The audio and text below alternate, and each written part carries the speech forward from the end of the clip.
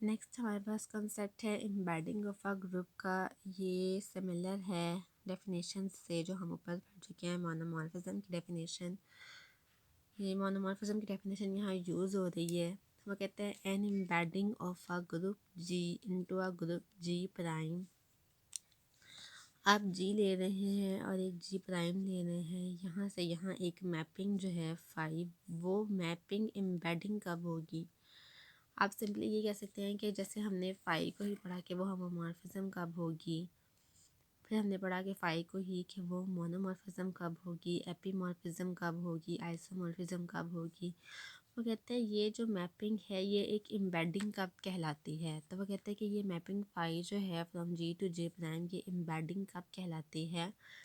जब क्या हो कि जी से जी प्राइम जो है ये फाई अगर एक from G to G prime एक मोनोमॉर्फिज्म हो, फाई अगर from G to G prime एक मोनोमॉर्फिज्म हो तो वो क्या कहलाती है?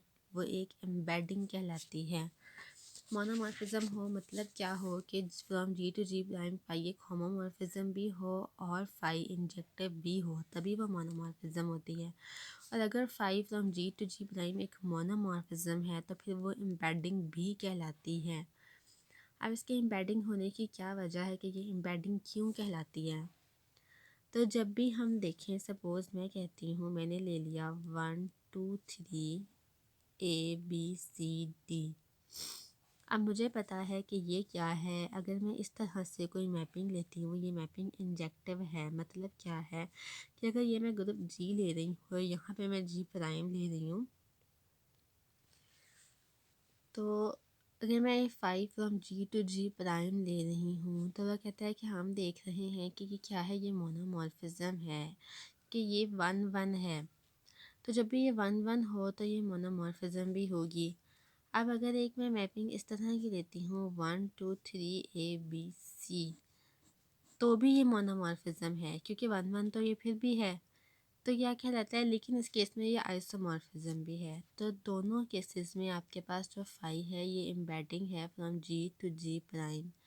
दोनों केसेस में क्या है, एम्बेडिंग है from G to G prime. और जब आपको कोई एक मैपिंग ऐसी मिल जाए जो कि क्या हो, एम्बेडिंग हो from G to G prime, तो आप क्या कहेंगे? इस केस में आप कह सकते हैं कि G is embedded in G prime.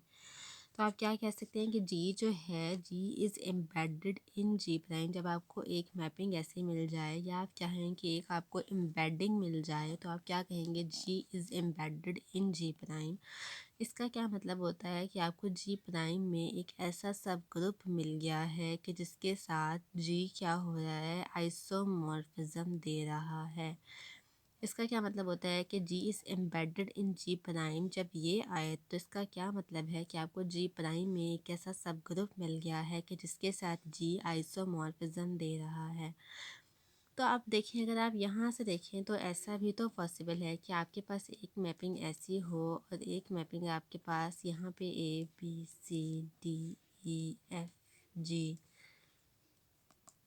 इस तरह का कुछ आ रहा हो। एक केस में आपको एक फंक्शन आप इस तरह का लें, फिर एक दूसरा फंक्शन इसी तरह का आप यहाँ ले लें 1 2 3 ABCDEF।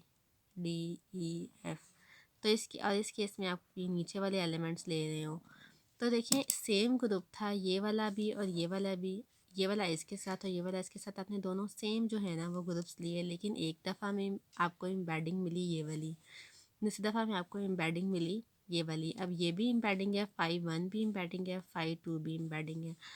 दोनों में 5 1 भी from G to G prime embedding है, 5 2 भी from G to G prime एक एम्बेडिंग है। लेकिन क्या है कि इसमें ये एक समथिंग एल्स है, ये किसी और एलिमेंट्स पे मैप हो रही है, ये किसी और एलिमेंट्स पे मैप हो रही है। तो इस केस में आपको एक सब ग्रुप H1 मिला, इस केस में आपको एक दूसरा सब ग्रुप H2 मिला। तो इसका मतलब क्या है कि एक गिवन ग्रुप जी की जी प्राइम में एक से ज़्यादा एम्बेडिंग्स हो सकती हैं। यानी कि आपको एक से ज़्यादा सब ग्रुप्स ऐसे मिल सकते हैं कि जिनके जिनके साथ जी आइसोमॉर्फिक हो। ये कॉन्सेप्ट था एम्बेडिंग का, कि जो है ना एम्बेडिंग क्या होती है।